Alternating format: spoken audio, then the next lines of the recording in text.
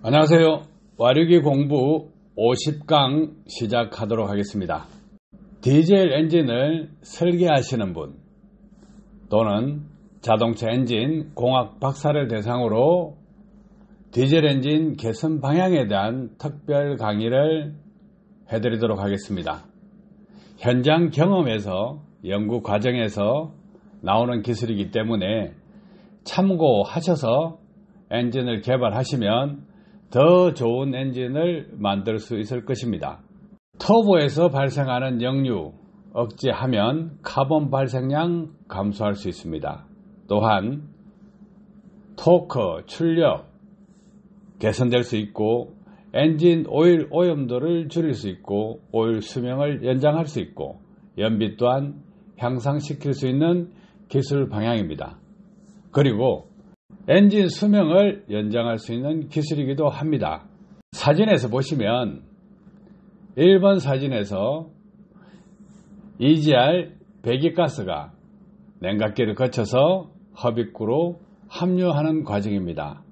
이 부분에서 연소 효율이 좋지 않으면 불완전 연소가 된 배기가스가 카본을 포함해서 흡기로 들어오게 됩니다. 이렇게 카본이 들어오게 되면 남화가스와 합류하게 되는데 남화가스는 오일 전기입니다.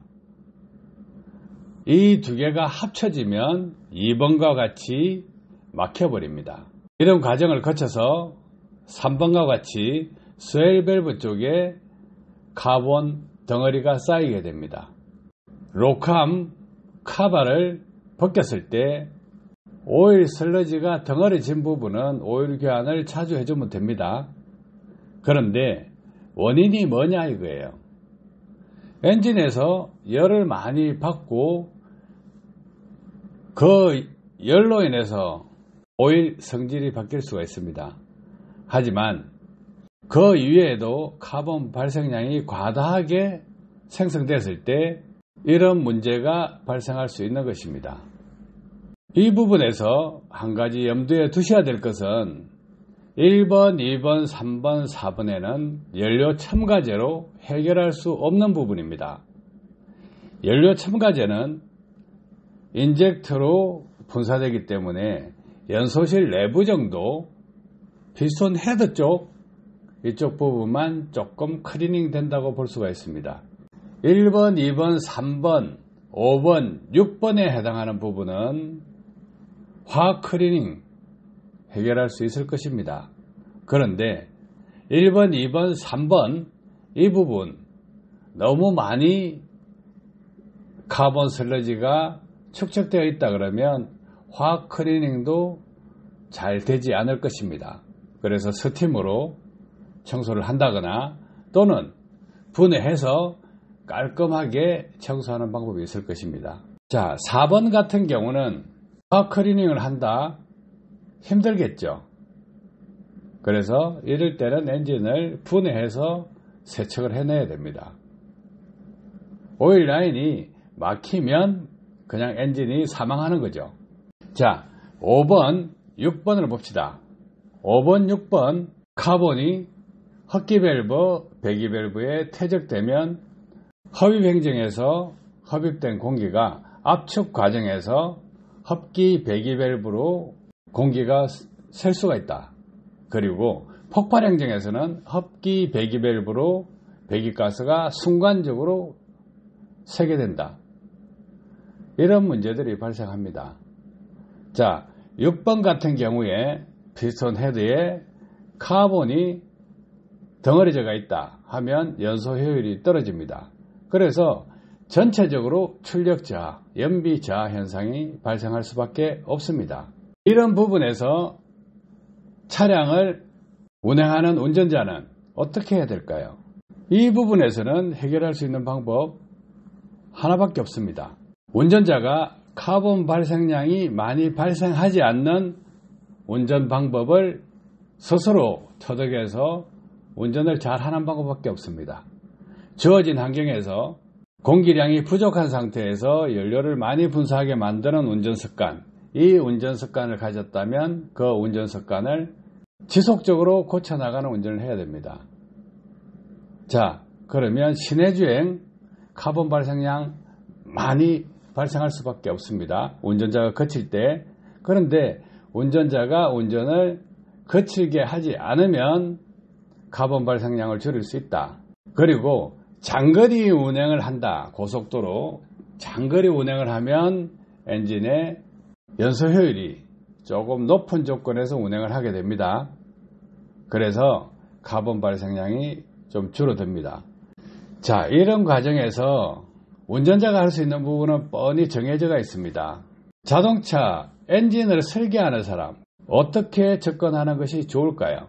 엔진 설계하시는 분들은 연소실에서 역류 현상이 발생한다는 것 다 알고 있을 것입니다. 역류 현상을 어떻게 하면 개선할 수 있을 것인가? 이 부분이 상당히 어렵죠. 터빈을 돌려서 흡기에 임펠러를 돌리게 되고, 그래서 공기가 들어오는 걸 임펠러가 가압을 시켜서 인터쿨러를 통해서 연소실로 보내게 됩니다. 연소실에서 역류가 발생하게 되면 그 역류된 연소가스가 흡기로 튀어나옵니다. 자, 들어가는 것은 저항이 없게 넣어주고 나오는 것은 최대 저항을 걸어줄 수 있는 방법, 7번과 같은 설계를 해야 됩니다. 7번은 다이오드입니다. 전기가 한쪽으로 흐르듯이 공기도 한쪽으로 흐르고 반대 방향으로 흐르는 것을 최대한 억제할 수 있는 방법, 이 방법을 설계를 해내야 됩니다. 역류를 억제해주면 순방향으로 회전을 하게 됩니다. 엔진 회전 방향으로 회전하는 것을 방해하는 힘, 그 힘을 억제할 수 있다는 거예요. 그리고 연소실 안에 맑은 공기 많이 넣어줄 수 있습니다. 해서 출력이 올라가겠죠. 토크 올라가겠죠. 공연비가 좋아집니다. 일반적으로 공연비라 하면 14.5대 1 디젤차 이렇게 기억하고 있습니다. 그런데 운전자가 가속 페달을 어떻게 쓰느냐, 도로 구배를 어떤 구배를 타고 있느냐, 거기에 따라서 공연비가 달라지게 됩니다. 14.5대 1에서 5대 1, 3대 1 이까지 떨어질 수 있다는 거예요. 그런데 책상머리에서 배우신 분들은 공연비가 5대 1, 3대 1 이런 이야기를 하면 생각조차 못 하시는 분들 많습니다. 그렇지만 엔진 설계자나 공학 박사들은 당연히 알고 있을 것입니다. 기존 전 세계에서 만들어져 나오는 엔진의 구조적인 결함, 개선되지 못한 부분은 역류입니다. 이 역류 부분을 해결하게 되면 많은 장점들이 발생하게 됩니다.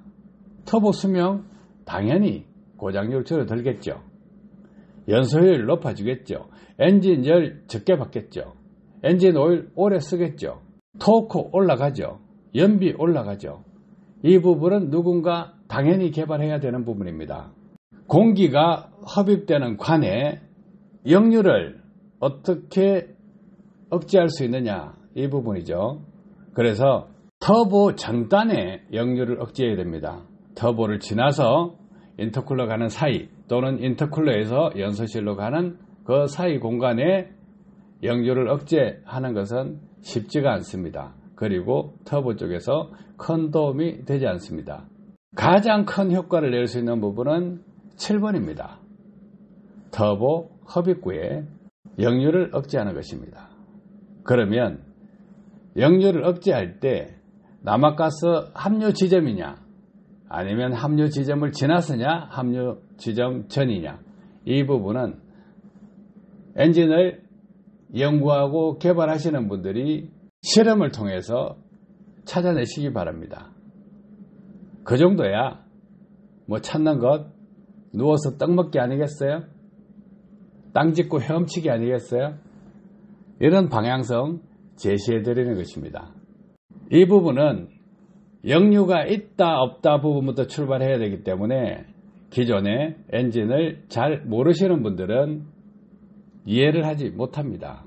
그래서 이건 고급 과정이라 생각하시면 되고, 역류가 발생할 때 흡입 공기 풍속이 100kg다 하면 약 10배수로 역류가 발생하는데, 이것은 충격파에 해당하는 공기, 그런 흐름입니다. 그래서 흡입 공기가 100kg다 하면 역류로 인한 충격파로 나오는 공기는 1000kg, 150kg가 흡입구의 풍속이라 그러면 1500kg, 이런 식으로 역류가 발생하기 때문에 일반인들이 잘 알지 못한다는 거예요. 모든 엔진에서 발생하고 있는 역류, 이 부분을 개선하기 위해서 레조네이터가 들어가고, 인터쿨러 호스 들어가고, 서지 탱커가 들어갑니다.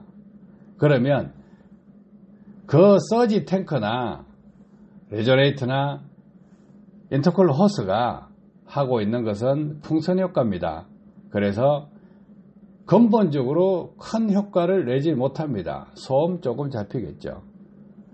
그런데 터보 입구 쪽에서 역류를 억제하는 기술이 적용된다 그러면 소음 엄청나게 줄어듭니다. 진동 엄청나게 줄어듭니다. 토크 엄청나게 올라갑니다. 출력 엄청나게 올라갑니다. 공연비 엄청나게 좋아집니다. 해서 이 부분은 반드시 개발되어야 하는 분야입니다. 엔진을 설계하시거나 엔진을 연구하시는 공학 박사님들은 이 부분을 감안하셔서 좋은 기술 찾아내시기 바랍니다. 또한 8번에 보시면 배기간섭 일어납니다. 또 배기된 연소가스가 다시 DPF, SCR, 소음기 등으로 막혀있는 현상 때문에 역류가 또 발생합니다. 충격파가 또 발생합니다. 이 부분도 억제해주면 좋을 것입니다. 이런 기술, 이것이 역류 억제 기술입니다. 도움되셨길 바랍니다. 감사합니다.